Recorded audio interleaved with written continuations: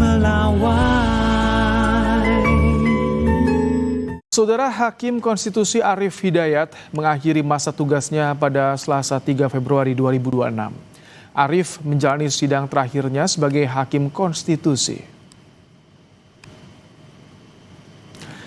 Arief purna tugas setelah 13 tahun mengabdi sebagai Hakim Konstitusi. Arief menjalani sidang terakhir dengan agenda putusan di Mahkamah Konstitusi.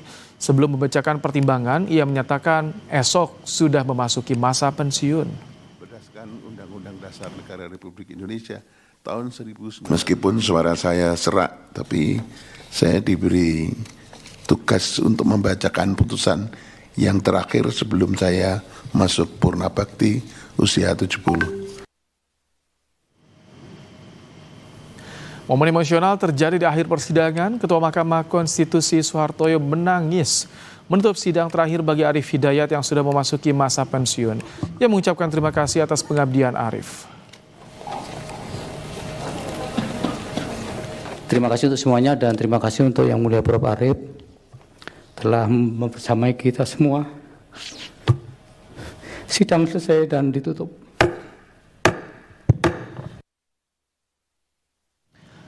Arief menjabat Hakim Konstitusi sejak 2013 dilantik oleh Presiden ke-6 Susilo Bambang Yudhoyono.